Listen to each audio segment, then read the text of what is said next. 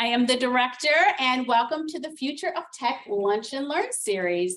This is our second event that we're having. I'm so glad that we have our guests here in the hub and also our virtual guests on Zoom. Welcome, welcome. We have a special guest today, Mr. Gabriel Childer, who is with WMATA with Metro, and he is going to talk to us about cybersecurity in the physical world. So let me tell you a little bit about our speaker here. Gabe, as you're known, right? The governance manager of the cyber services unit at WMATA, where he leads two separate teams, cybermetrics and personnel management. In this capacity, he is responsible for a range of programs that include security awareness, phishing simulations, cybersecurity metrics, career path development, and mentoring. Previously, Gabe was a photojournalist for local and national news outlets for about 13 years. Since then, he has specialized in areas of cyber threat intelligence. He has led teams in several different environments, from nuclear energy generation to financial services industry. Gabe is a motivator of a team, creator of success stories, and cybersecurity pioneer with 10+ years of experience.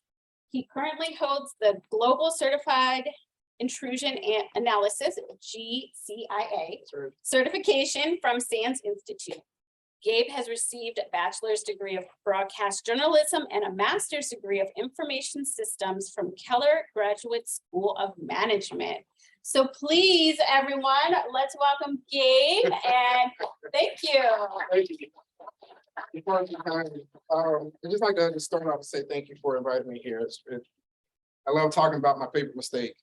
Favorite mistake is cybersecurity. So we have a lot to go through, and I really have a special gift for you as well. Thank you. All right, so let's get started. My name is Gabriel Childer, manager, cyber services. That stuff doesn't really, ring a bell to you. We do things a little different there, but I do manage a couple teams. Cybermetrics. So if you ever heard of KPIs, KRI, all of these charts and stuff, we develop those type of things. And we also have a program, personal management program. And in fact, one of my staff is here, Jameson Jameson. She's on this team as well. What we do is we do security awareness, we do phishing simulation. I'm pretty sure you guys probably get it from your organization, but we measure these things. We measure these things for a purpose. And typically this purpose is for understanding what our threats are and where our vulnerabilities are. So we're going to get started here, and we can go ahead and click over. So see yourself in cyber. This is a part of the Cybersecurity Awareness Month. October is every year is Cybersecurity Awareness Month. What this means is Cybersecurity Awareness Month is a program that's a national program. It's developed by the CISA and DHS. It's a partnership where between the private sector and the public sector. So if you were a banking institution, CISA will actually help you and will help you spread the word about why cybersecurity is important to you and your organization. So we're going to get, as the month goes on, it's separated in themes, right? We have week 1 through 4. Week 1, see yourself in cyber, it's just kind of overview of what cybersecurity is for you. 2, update your software. I'm sure these are themes that you may have heard before. Use strong password, use MFA, and recognize, report, and fish. Because, and you're not with me for the entire month, we're going to go through an array of these. So hold on tight. So in the past, everybody watches the news, right? Everybody watching the news. Yes. We've seen ransomware all over the place, right? So one of the things that you see, you probably need to click over, take a look at the slide decks. We've seen ransomware as far as back as 2018. We saw hackers and have pretty much halted Baltimore City computers. Remember that? Voting infrastructure in Georgia has been affected in the past. City of Atlanta, $2.7 million of investment. And that's not even just damages. So what does this mean? How is this thing But what we see now is we see an evolution of ransomware and phishing attacks, right? So here, hackers breach Colonial Pipeline. Who remembers that? Yeah, it's pretty recent, right? How did it affect you? Oh, I didn't drive. Okay, anybody else didn't drive? Everybody got funded Yeah, everybody started. and gas prices went up. That's right, that's right. So, And gas prices went up. exactly, After 2 days, after. yeah, But it was a big disruption. sure. Absolutely, it's very disruptive, right? And this is what ransomware is. You ever seen the movie Taken with Liam Neeson? I got a special set of skills, you know? Similar to that, but they're taking, instead of people, they're taking your data, controlling your systems for ransom, right? They're taking hostages for those systems hostage for ransom, for money. This is a money thing, right? So here we saw that Colonial Pipeline paid out about $5 million just on the ransom.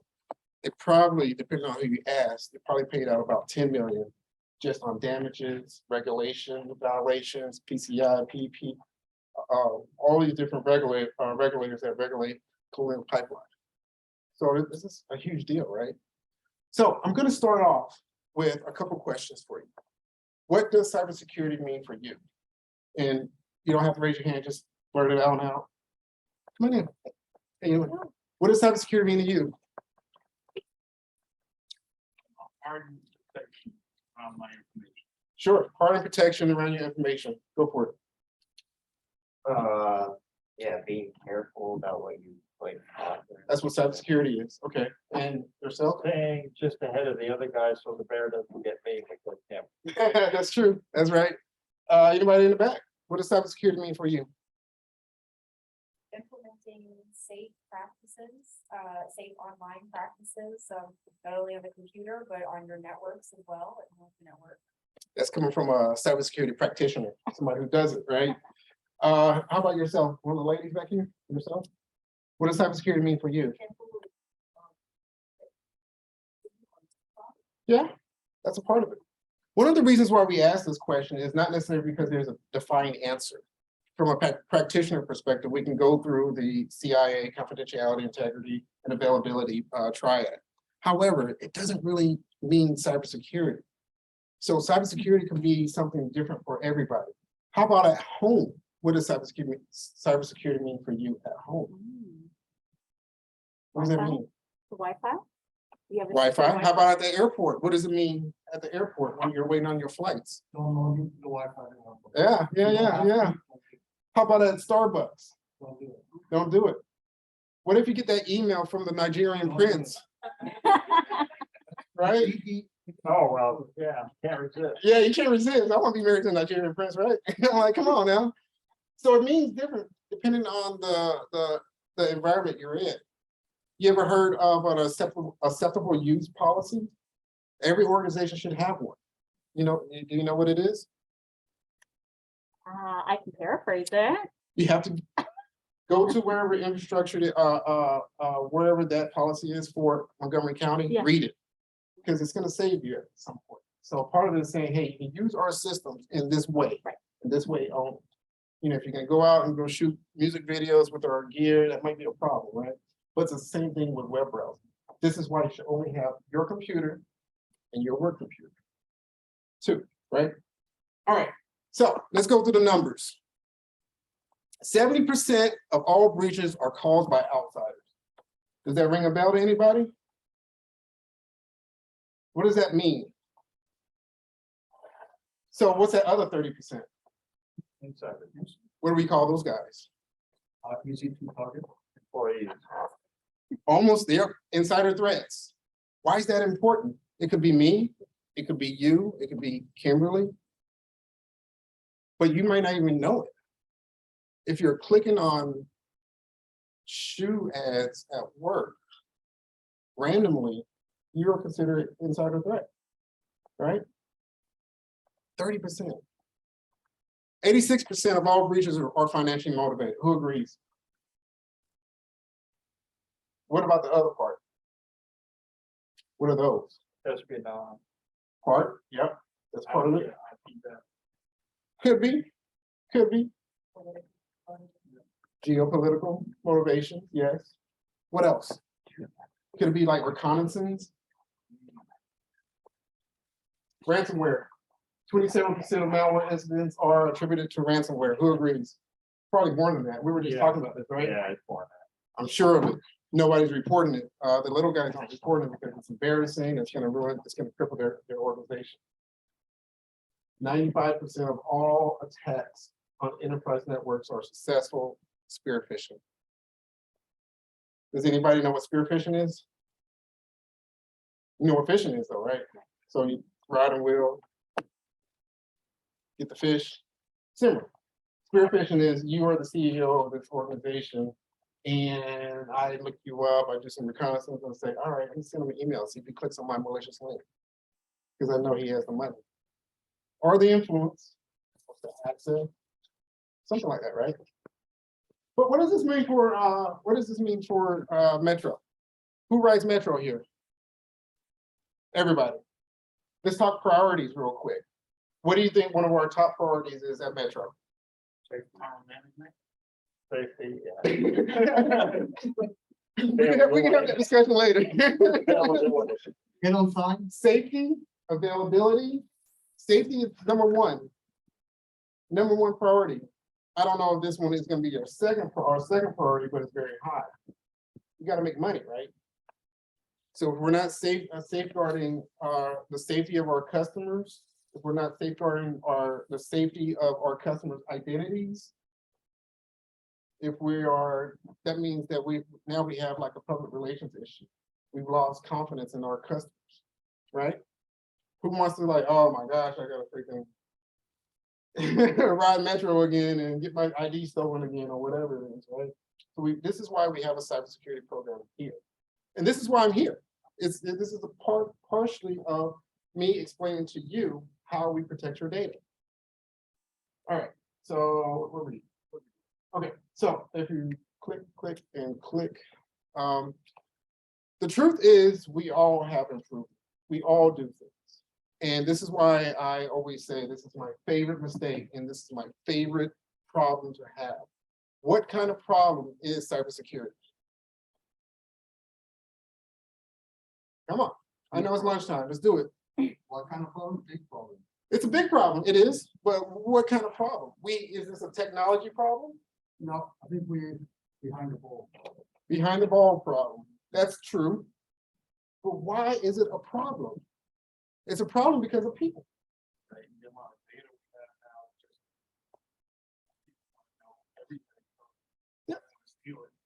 Absolutely. We talked a little about social engineering. This is a people problem. Yes, sir. And security is inconvenient. And Security. people are looking to get that, buy that shiny thing as fast as possible. Absolutely. It is that's very true. I agree with you 100%. Yes, ma'am. From the chat here in the Zoom, one of our participants says it's also a people problem. Oh, yeah, exactly. It is a people problem. It's probably with my staff. Yes, it is. It is very much a people problem. Why is it a people problem? Why? Because people causing it, and people are the ones to do. Because we're all special. We're all special, right? Things should be convenient for us. So nearly 1/3 of adults don't know what malware means. 88% think that they're being super safe. Right? All right, let's click on another one. We're going to talk a little bit about this, and this kind of goes into a special niche in cybersecurity called social engineering. And social engineering, who knows what social engineering is? Go for it, explain. It's like putting on a Xfinity shirt with a Xfinity bag and going into somebody's house, Mm-hmm. sort of cultivating a relationship with that person as something else. Mm-hmm. That's true, but what is it taking advantage of? Like somebody's friendship or their trust. Their trust. Yeah. My man. Anybody else? What are they taking advantage of? Yes, sir. Your willingness to respond to authority when the CFO sent the email to the accountant to wire $400,000 to North Korea. That's cool. That's a part of it. That is definitely a part of it. So it's trust, right? There's trust. There's 7 principles of influence. This is actually a book. If you read that, you would also understand what these principles of social engineering is. And we're going to see it in the short video in a second. But what I want you to understand is people in Earthly we want to be useful. We want to be special. We want to be recognized. We want free things. We want convenience. Oh yeah, if you click this, all your accounts are all in one place, right? That's yes, sir. Also fear of missing out. Absolutely. That's a part of the influence. It's called social proof. So yeah, so what we'll see is what these things are. What happens if you got an email? Let's say, sir, you are working in, I don't know, procurement, you're purchasing things. And the CEO of the company that you're working for, what's your name? Evan. He emails you and said, Evan, I have a rush job. This account needs to be, funds need to be transferred from this account to this account. Here's the account number. I need you to do it quickly because this is behind payment past due, and we don't want to get in trouble. What do you do? What would I do? I don't know. I mean, I guess I have to like know what the policy is, at the But- company. Or you're Is saying that your job? I would just do it if my boss told me to do it. Is that your job? Do they trust you with account numbers? Oh, Yeah, because I'm in procurement. procurement. No, probably not. Then. No, you don't do that. So why would you respond? Yeah, because it's the boss. See, it's the boss. Social proof. Social proof. Okay, so in this next video, short minute video, please look at these. These are areas that I want you to spot out. Right? Don't go next. Don't go here. Is the audio up? It should be. So here is one before we go there. 1 second. So if you look at these check marks here, these are areas that I want you to take a look at, right? Just say how she creates a fake account. This is the anatomy of a hack. How this person makes the email look real. How these attacks happen, and there's simultaneous attacks that are going on, but some are smokescreen. Which departments gave out corporate information? Maybe Evan's department. And where this person, where the woman gets the CEO's information. Okay, so let's go ahead and click next and turn up the volume and take a look at it.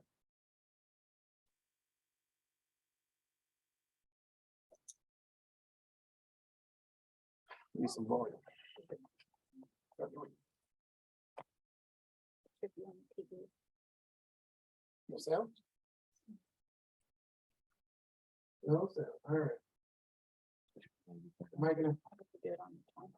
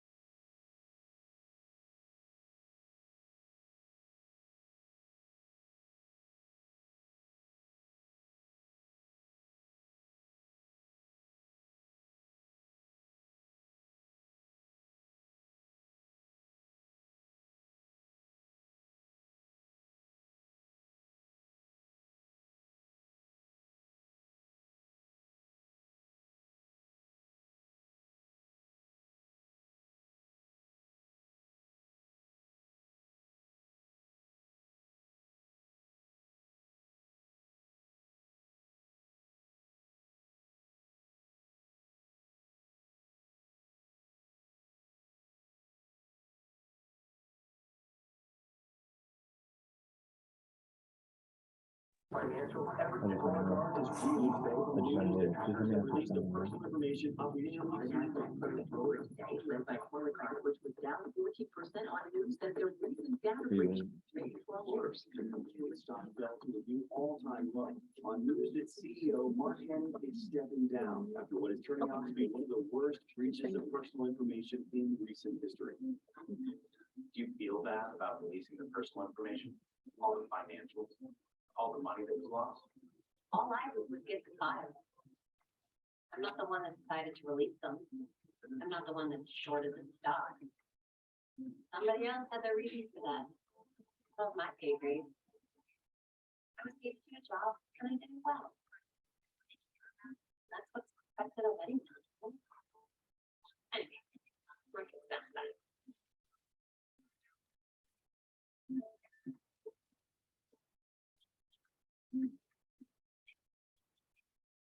All right. We got one more going. You can just click over to the next one. Yeah. All right. So what did we learn? I know that was kind of. What did we learn about that? There's a separation between the person that actually does the harm and the person that is doing it. Yep. Planning of. Yep, so we call threat actors. There's several threat actors, and you kind of. Initial access program. Yep, look at you. You already know. These things happen in an ecosystem. So when I say what is cybersecurity, could it be a business? Something for something. For a lot of people. CrowdStrike makes a lot of money off of cybersecurity. No, I'm talking about on the other side. It's a business. Yeah. It's a business, and it's an entire evil. ecosystem. Or evil. Or even, yeah, absolutely. So it's a business. You have, see what? It is an economy. Absolutely. So this woman that you just saw, how did she get all this information of the CEO? She was there? No, the information is there. Where? Is that fancy for LinkedIn? Yeah. Is that Yeah. is that Instagram? Is that Facebook? Is that? Where else do you put your information at? That's readily available. It could be the county. You know, you can get your own address off the county. I noticed she didn't attack directly. She friended the spouse, Mhm. pretexting as a student at the same school. Sure. Yep. So it's like a peer thing. You trust your peers, right? Affinity. Yeah, yeah. We want to be special. We want to rub shoulders with the big guys. And people who are important influencers, right? So those are all vulnerabilities of people. So let's look at this. Let's dissect a phishing email. How do you spot a phishing email? Every time you open up your email address, what's the first thing you need to be doing? Send it. There you go. Are you gonna open it if the person's name is just letters and numbers? I don't go by that, you know? So support at whomever, right? You would know if you ordered an Amazon package, right? Let's say you order, your set of toothbrushes. You would know it's coming. Would it be suspicious if something came and said, hey, your package came? Would that be suspicious? Would I say, what package? Is that what you were asking yourself? You should. How about this next one, number 2? Yeah, yes, sir. Those notifications, be email or text messages, very, very rarely are they actionable. In other words, you don't need to click on any of the links that are in the message. Correct. And if it gives you a tracking number, if it's a FedEx tracking number, just kind of like this one here, you can go to FedEx website and find your own package. Not using that link. Not using that link. Go to FedEx.com or whatever the domain is and look up that package. You can find out the stuff all over the place. Number 4, your parcel has arrived on November 27th, and it's the 28th. What is that doing?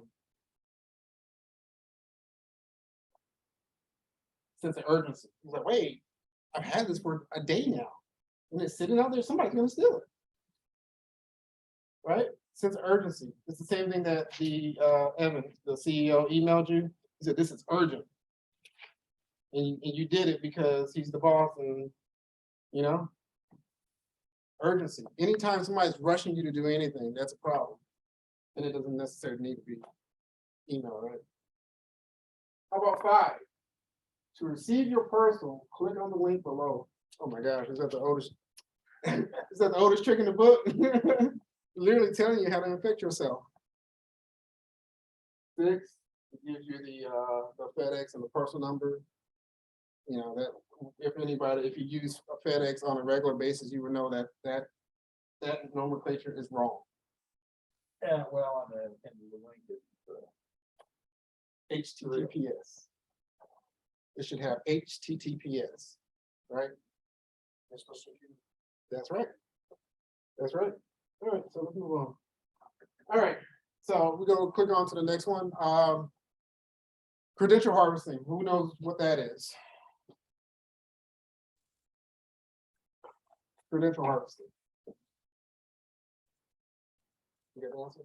well, that's where somebody breaks into a corporation company, Uber, for instance, recently. Well, actually not so recently, but the CTO was convicted Sure, for concealing the break-in.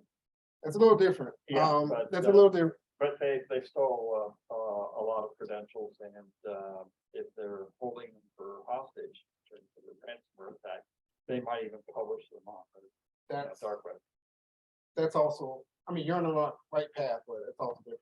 It's, some people actually cultivate like, fake, Amazon sites. Boom, there you go. Okay. And then send it to you, you go to it unexpectedly, put your information here. And Boom. That's how we get to Uber. The Zeus Trojan. The Zeus Trojan is a Trojan. It's a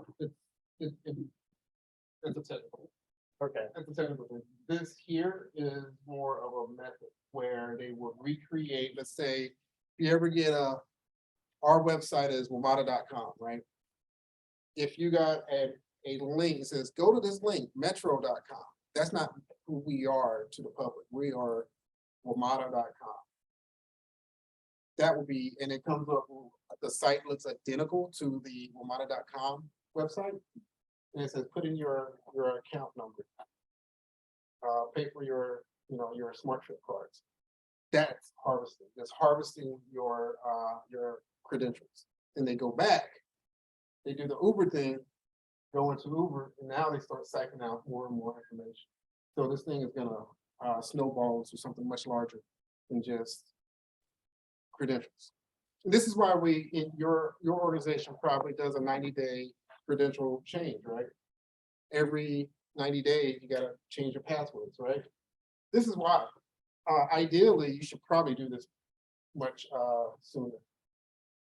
Maybe every 30 days or so. Sometimes I just do mine just for the heck of it. It really depends on your access. All right, let's go to the next one. All right, so what's the basics here? Basics, social engineering. We talked a little bit about social engineering, right? What did we learn about that? People are your biggest vulnerability in any organization. Who are the targets? People, right? You guys wake up. So we're candy. No coffee. I know we definitely Metro. We definitely endorse caffeine. Never. Is it okay to share your passwords to your friends? Where's the best place to store them? Oh, I thought it was underneath your keyboard. On the Post-it note. Some people still do that. Some people still do that, and that's completely wrong. It shouldn't. Password managers are a good device. You should probably have a system in your head. The more complex your passwords are, the better that they will be, right? So let's click on to the next. So now it's like a password complexity. Length matters, right? But what if you use ABCDEFGHIJKLMP. Why is that not complex? There's programs now that are sort of like X those out immediately, Mhm. just because they're not complex. And it's a secret is pattern. It's part of the alphabet. There's lists of passwords that are commonly used. Mhm. The- There are- built into the password practice. There are rainbow tables, which are combinations, and there are also dumps. So who's been affected by the LinkedIn breach? Anybody's been affected by that? Park Mobile, Target? I'm sure you have. Everybody's saying no, but I'm pretty sure you have. Equifax. Equifax, I worked across the street from them when that happened. OPM, who's ever applied for a government job? OPM. So all of that data is put in what we call the dark web in this big massive file, text folder. These are all passwords that we've used. Along with the rainbow tables, they use that and say, hey, these have been used. I'm pretty sure that if you use the same thing at Target, you probably use it at Walmart. Well, should, good job. Or, who used, all these other passwords. These are commonly used passwords. And even if they're not common, they still use them to bang against another breach, right? Sometimes it takes some time. So look at here. Password with an SS and $sign, how long does that take to crack? 0 seconds. It's been done several times. My dog Fido loves fish. Why that takes 231 years. Also know when you're looking at this, as computing power gets better and better, these numbers actually start going down, right? So it's a longer password with no numbers or anything like that, but they're still using, you can still use combinations of the alphabet to generate them. And the difference is, if you will put that same one in this checker, if you put all of the capitalized letters as lowercase, it probably would crack in about, a few minutes or so. So complexity. So what happens if you replace the I with the exclamation mark? Makes it more complex. Substitute O's and zeros. So you get the gist. There's all kinds of strength testers out there. Like this one is test password strength. My1login.com. I guarantee you it's not my harvesting site. You can use Kaspersky. Kaspersky has one. There's all kinds of ones out there, and you can actually see how long it takes to crack it. See if it's a legit password. All right, let's move on to the next one. Who's ever heard of keyboard walking? Keyboard walking. Yeah. Anybody knows what QWERTY is? Like why they call it a QWERTY keyboard? Yeah. So some people get, oh, they're never gonna guess my password. I'm just gonna put QWERTY in it. So you want to also avoid using patterns like this.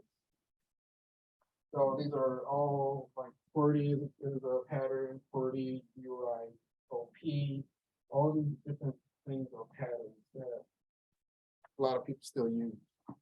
A lot of times when in corporate environments, they won't allow you to do this type of combinations. So this was between 2000 and 2010. There's the love-hate category, which is always interesting. The music, movies and music, Superman, Star Wars, Metallica were all popular then. Well, so now you probably have Lizzo and the baby and all these people names here, right? Let's avoid those. All right, so now we're going to come down to our last slide, right? We talked about safety as a primary a priority for Metro. Why is that important, and how does that relate to cybersecurity? Of all the things that we've learned here, password, social engineering, financially motivated, state actors, There's some script kiddies out there. Why is it important to you? What does it have to do with you? Yes, sir. If you're riding the metro and the computers go out, then if you're lucky, the operator might be able to take manual control, but it's a lot more dangerous ride and it'll slow down like miles. Yeah, I'm gonna have to get your number and stuff. I'm gonna have to hire you. He's right. So, so you ever look at the guy who's in the front of the train, the operator? You say, like, what is this guy doing up there? Like, what is he doing? Just looking at the tracks. So we have our train systems are hybrid. They're automatic and manual. Manual is going to be our fail. So one of the reasons why I named it cybersecurity in the physical world, because just like the Colonial Pipeline, a cybersecurity attempt, breach, incident turned into something real for you. It affected you because gas went up. It affected you because you were like, oh, you know what? I'm not gonna drive today. It affected Congress. I mean, everything was on fire, right? So what happens if a cybersecurity event hits those trains? What happens? Crucial hits our infrastructure, everything will halt. It will be instant. Yeah, it'll be madness. And why is Metro more important than most of the other Well, they were, train systems around America? you guys, you represent several states that I've ever been to, so like, if they were to breach you in one, I'm sure that they could, cripple Sure. your infrastructure. You're doing the right, you're going down the right path. Listen, It's the nation's capital, the nation's capital. so you bring the governance of the country to a halt.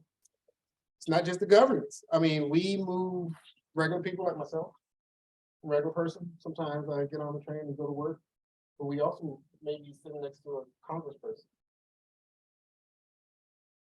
At some point, our president was right in Metro before he was the president or the vice president. So our Metro systems also travel through very sensitive parts of the city. Right? And we know how bad traffic is. So what happens if Metro shuts down? People aren't going to work. People are, lose their minds, and things are gonna happen, right? It's a serious problem. It's a real serious problem. And this is why cybersecurity is embedded within the transit system. And this is what we do. It affects your experience. We turn on the TV from time to time. You may say, oh, the yellow line is broken today, or the red line is on fire or something like that. But what happens if a train cannot stop? Remember back in the day, the guys would be on the track to move the track in a different direction with these levers, right? We do these automatic through these modules called ICS. ICS is taking a digital signal, turning into a physical action. We have the operations center, Jennifer. Our operations center monitors the movement of all of our trains across the entire region. They're like, all right, this train is here, this train is there. There are 10-minute headways, the time between the two trains.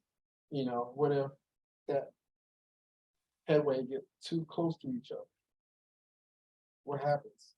So we have a lot of controls in place for this. We're more embedded within our industrial control systems. We're embedded into what we call OT environment, operational technology. This is the same type of technology that you'll find on assembly plant cars. You see the robots going, the door on, this and that. Same type of stuff, same type of technology. When I was doing cybersecurity with Southern Company, which owns Georgia Power, Alabama Power, all nuclear energy, right? We were looking at data coming from our nuclear plants. Same type of stuff. They're all legacy computers. These are computers that aren't like this at all. They were made by some person 30 years ago and never been turned off since. You ever heard about Stuxnet? I know. Yeah, really. Stuxnet, you might need Stuxnet. Stuxnet is like, it occurred 2011, I believe. Probably a little earlier than that. But this is when Pandora's box originally opened. Iran. Nobody would tell you, who was the attributor to Stuxnet, this program. But Iran was developing now nuclear material, right? And so in these nuclear silos, you have these silos, they have these generators that keep on turning, right? The scientists are in another room, they're looking at computer screens, they're like, all right, systems are go, everything's good. But in the meantime, in those silos, those generators are going faster and faster at a very slow pace. But the scientists are sitting here like, no, everything's good. Everything's good, looks good. In the meantime, now they're turning so fast, they're smoking. Oh, yeah, Barack did that. I remember. Yeah, it was around. Yeah, I remember that. Well, it was an attack against them. And so the interesting thing about this was that these nuclear development programs are what they call air gap. No internet is allowed there. They do everything off of thumb drives. Oh, where's my thumb drive? Thumb drive. Everything is done by thumb drives, how they move data around. It's like, all right, scientists, here's the program you need. So what they did was they ordered a bunch of thumb drives. Some people, you can do your research, compromised the thumb drive company that they were ordering thumb drives from. That's how it got in. So we're still doing the same stuff over and over again, thumb drives. Like I just plugged this in, right? Who's to say I didn't have malware on it? Right? Trust. Number one vulnerability of people.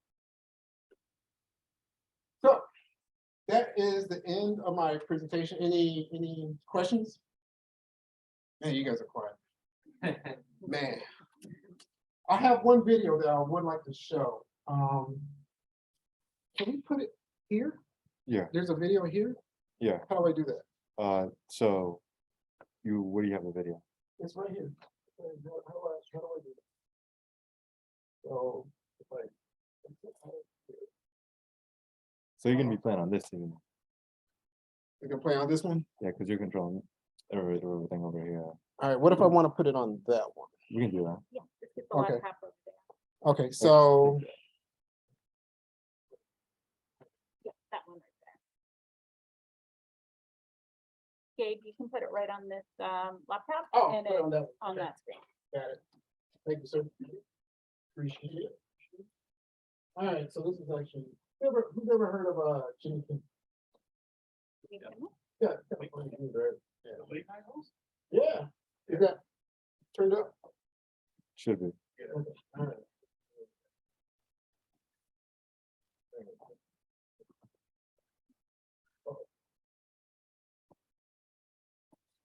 Come on, Steve Jobs.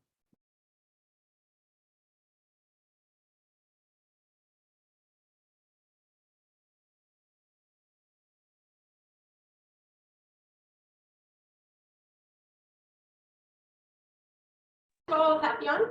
And what's his name? Jameson. Jameson. And where did you go to school? I went to school back in Greensburg, Pennsylvania. What school? Hinsfield Area Senior High School Oh, when did you graduate? in 2009.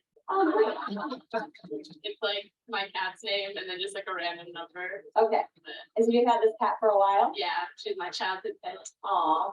And what's her name? Her name is Jolie. Jolie. So like a password, you're gonna be Jolie and then a number. Yeah. Like number 1. Like my birthday, Oh, when is your birthday?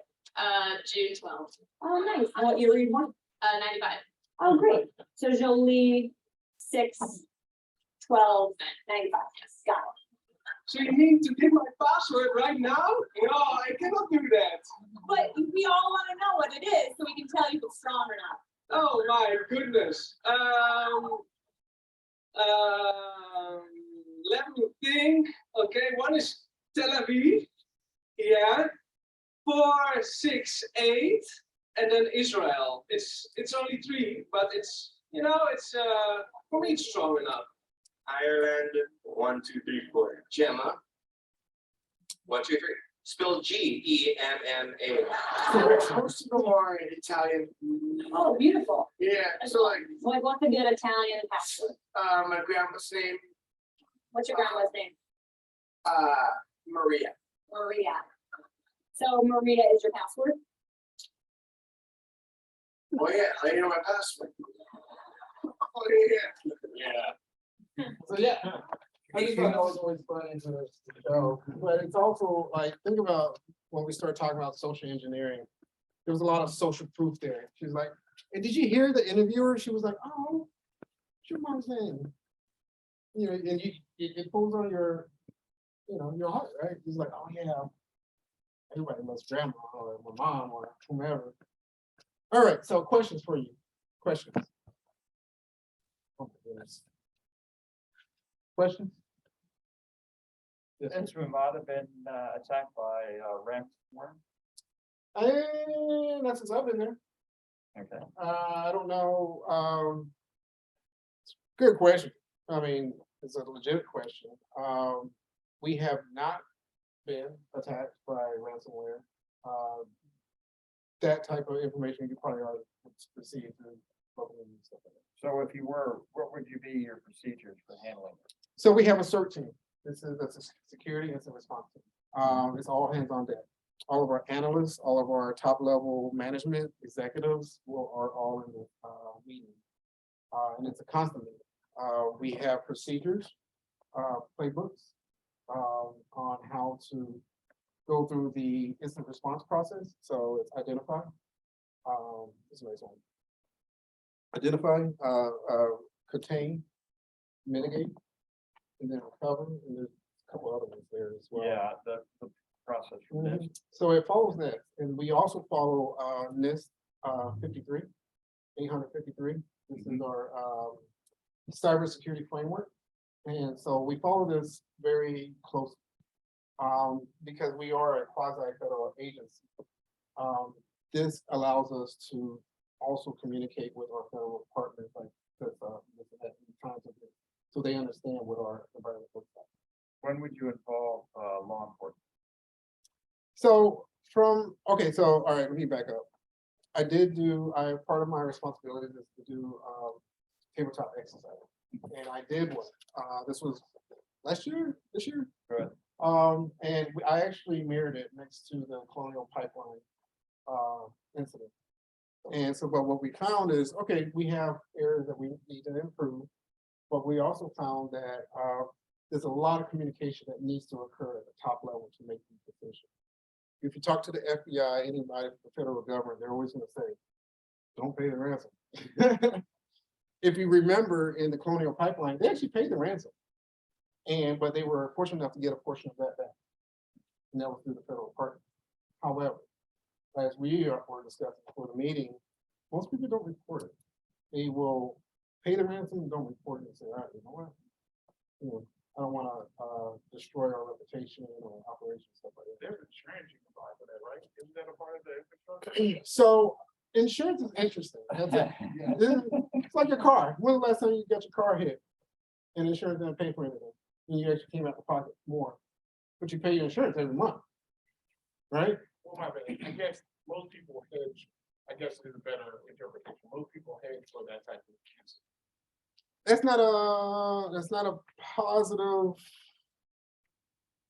thing to, I don't know. I mean, so I'm not a finance person in that perspective. But if we do hold insurance, cyber insurance, most organizations do.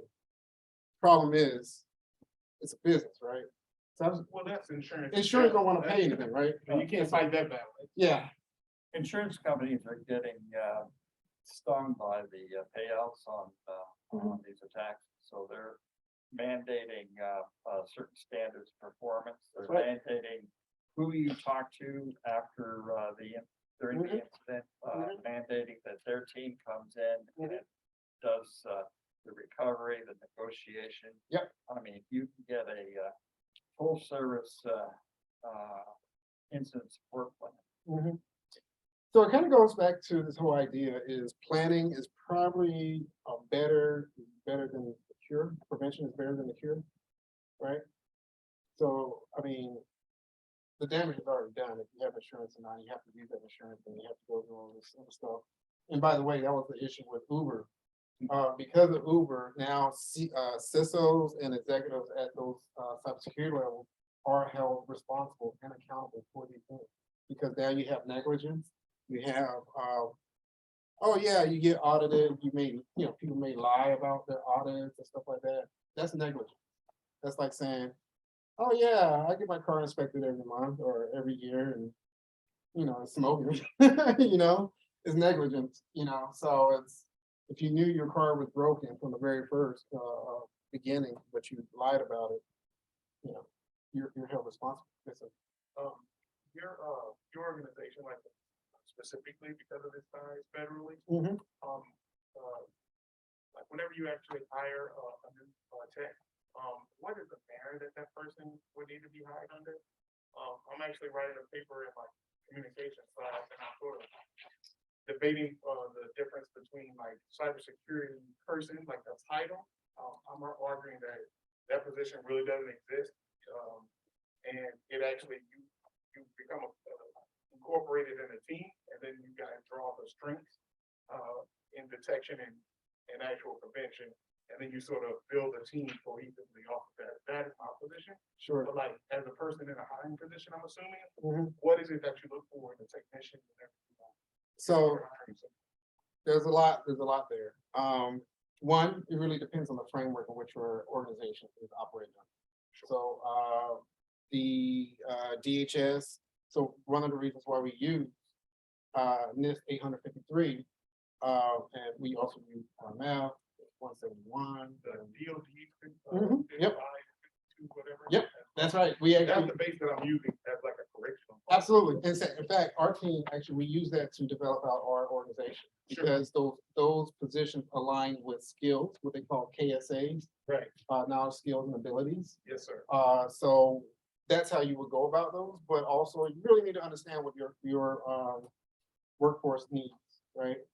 And also there's another tug there is not everybody has the same skill sets that I have. That is my position as well. I totally agree with that. Yep, not everybody, so I don't want to say it makes me special, it makes me more likely to get a position than someone else. One of the things is that one of the things that I always tell people is you gotta position yourself for these positions. You gotta do your continuous education, your base education, and always cringe, Kim, when you say expert in cybersecurity. I don't want to be the expert because I'm constantly learning. Sitting here just starting new, I'm learning something. I'm learning about the people piece. Yes, absolutely. You have to be always, the tricky part, especially cyber, in the sense that that's what I'm trying to do with design volume, because the bad guys out there are much more advanced than the difference. Sure, absolutely. That's compared, that's.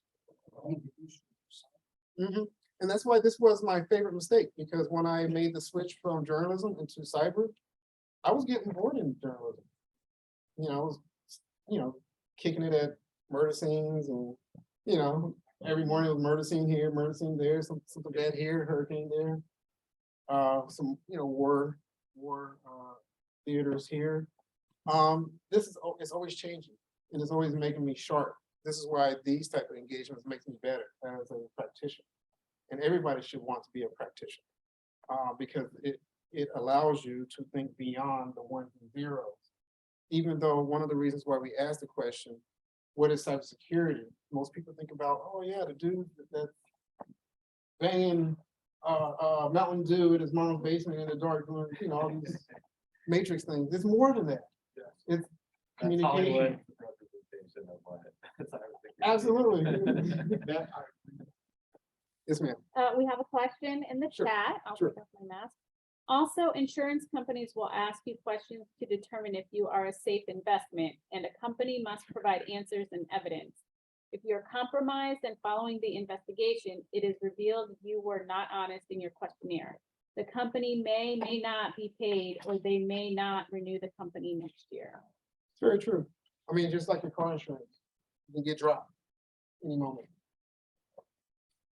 You get in a car accident, I've never been in a car accident. Oh, well, you're actually highly likely to get a crisis in the next 6 months. It's a numbers game. That's why I say it's a business, the ecosystem. Insurance is making money off of this, the threat actors are making money. Good guys are making money, you know, everybody's mixing and mingling. All right, I think that's my time, right? Is that my time? If there's one more question, but we're right on the hour at 1 o'clock. So any last questions before we wrap up? The seminar's gonna be open. I don't know. I don't know. I don't know. I could probably get that question from you, but get that answer for you, but I don't, not off the top of my head. Soon, yeah. I saw it on the news the other day. So, yeah. I'll be around for a little while if you guys want to ask some questions later on. Go ahead. Hey, thank you everyone who's here in the hub. Thank you to all our virtual guests. Just a plug that this session has been recorded. We'll put it up on our YouTube channel. Please visit our events calendar for our upcoming events, our next fireside chat, and our December Future of Tech. So thank you for coming. In-person guests, lunch is right to the right-hand side. But before you go, we have a survey for you to please fill out. Give us your feedback. How was this session? We have Diana here who has a QR code. You can fill that out before you leave. And in the chat, you should also be getting the link to fill that out. So thank you. Thank you, Gabe. Thank you. Thank you. And have a great day.